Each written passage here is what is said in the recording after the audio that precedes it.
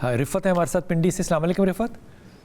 अस्सलाम वालेकुम। वालेकुम सलाम। कैसे हैं आप? अल्लाह का शुक्र है बेटा। बिलाल भाई, मैंने हस्बैंड का पूछना है। वैसे तो शुरू से ही थोड़े गुस्से वाले थे, लेकिन अब दिन ब दिन उनका गुस्सा और चिड़चिड़ापन ज्यादा होता जा रहा है। यही कंडीशन मेरे बेटे की है। बेटा भी बहुत ज्यादा गुस्सा रिफ़त, करता आपके है। शौहर का नाम क्या बेटा? अतीकुर रहमान। अतीक। और बेटे का नाम जी। क्या है? मोहम्मद उस्मान। मोहम्मद उस्मान। और आपको लगता है दोनों गुस्सा ज़्यादा करते हैं? बहुत ज्यादा करते बहुत ज़्यादा की मिसाल दे सकती हो कोई? मीन्स के इनकी लेवल ये होता है कि तोड़ फोड़ करना शुरू कर देते हैं। दोनों? खुद को मारना शुरू कर देते हैं दोनों।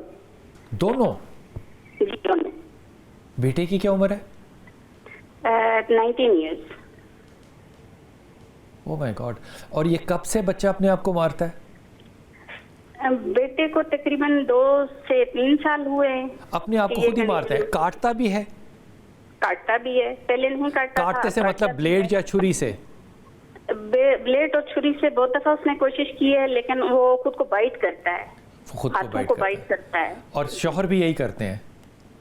शौहर भी यही करता है। तो आपको लगता है, आपको मैं ये मजाक मैं तंज में नहीं पूछ रहा, आपको लगता है कि कोई रूहानी मसला है? नहीं, मुझे नहीं लगता कि रूहानी मसला है। मुझे खुद समझ नहीं आती, क्योंकि अल्हम्दुलिल्लाह मैं बहुत ज्यादा ये पढ़ती लिखती नहीं हूँ। हाँ। मतलब नमाज पढ़ती हूँ अल्हम्दुलिल्लाह, बट जो मैं कुरान पाक में देखती हूँ, बजाय पढ़ती हूँ। किसी के पास जाना मुझे नहीं समझ आती। मैं किसी से पूछूं, किसी आलिम से पूछूं। मैं बहुत टाइम से आपका शो देखती हूँ, फिर मैंने बहुत कोशिश की है कि मुझे यहाँ से अल्हम्दुलिल्लाह उम्मीद लगी है कि मेरे मसले का हल यहाँ होगा। अच्छा रिफ़त, मेरी एक बात सुनो। आप में गुस्सा है? गुस्सा है, बहुत ज्यादा नहीं है लेकिन है। बस ठीक है, यानी कि ये ख़ानदानी एक ना आपका मजाज है ना सारे घर का, वसीला जो है। जी। अब इस मामले में आपने फ़ोन रख देना है और बड़े आराम से आपने बात सुननी है, क्योंकि पहले मैंने डॉक्टर साहब से मशवरा लेना है, फिर मैंने आपको इस बात को आगे बढ़ाएंगे, ठीक है? फ़ोन रख दो और टेलीविज़न पे सुनो। डॉक्टर साहब, ये हार्मोनल इम्बैलेंस हो सकता है, साइकोटिक डिसऑर्डर हो सकता है, क्या हो सकता है? देखिए, देयर इज़ पॉसिबिलिटी कि ये हार्मोनल इम्बैलेंस हो सकता है। आदमी में भी? हाँ बिल्कुल हो सकता है। आदमियों में भी होते हैं? बिल्कुल हो सकता है, क्योंकि देखें जैसे सिंपल एक थायराइड हार्मोन है, ठीक है? अगर इसका लेवल ज़्यादा है तो इससे भी आपकी तबीयत में बहुत अग्रेशन आ सकता है, ठीक है? ये T3 जिसको कहते हैं, बिल्कुल T3 एंड T4, ठीक है? लेकिन जो ये हिस्ट्री बता रही हैं कि इनकी फैमिली में इनके हस्बैंड को भी है और बच्चे को भी है, तो देयर इज़ अ पॉसिबिलिटी कि इनको मेंटल हेल्थ प्रॉब्लम है, ठीक है? क्योंकि ये देखें, ये अंडर डायग्नोज कंडीशन है, स्पेशली पाकिस्तान में।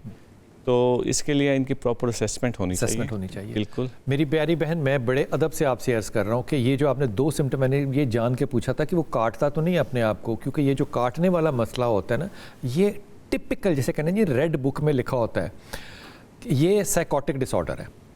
अब ये बच्चे की 19 साल का बच्चा है, इसको तो तुम फौरी तौर पे साइकाइट्रिस्ट के पास लेकर जाओ और ये सिम्टम आपने बताने हैं कि ये काटता है, अपने आप को छुरी से काटता है। आपको होता है बहुत सी ऐसी ख़वातीन होती हैं जो अपने आप को छुरी से काट लेती हैं और उनका ख्याल होता है कि मोहब्बत है, मोहब्बत नहीं होती, वो साइकोटिक डिसऑर्डर होता है।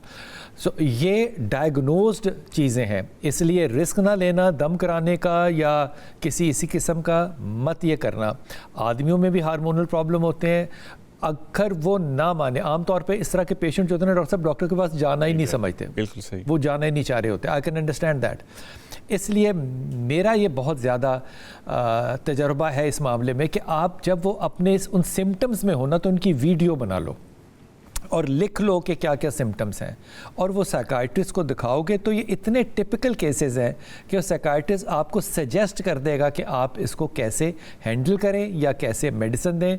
वो बाकी जो दम दरूद वाली बात है रिफ़त, वो छोड़ देना बिल्कुल, लेकिन ये बात संजीदगी से लेना। आदमियों को हार्मोनल प्रॉब्लम किस तरह के होते हैं?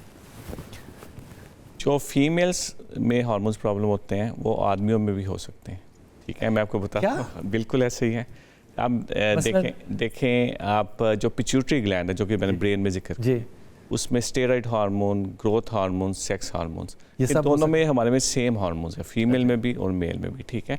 यस, जो फीमेल में उनमें ओवरीज एक एनाडर ग्लैंड है जो कि फीमेल सेक्स हार्मोन्स प्रोड्यूस करता है। इस तरह मेल में उनके टेस्टोस्टेरोन हार्मोन्स निकलते हैं, ठीक है? तो ये हो सकते हैं। और जो कॉमन जैसे कि थायराइड हार्मोन्स है, ये फीमेल में इसकी रेशियो ज़्यादा है, लेकिन ये आदमियों में भी हो सकता है। थायराइड का बिल्कुल हो सकते हैं।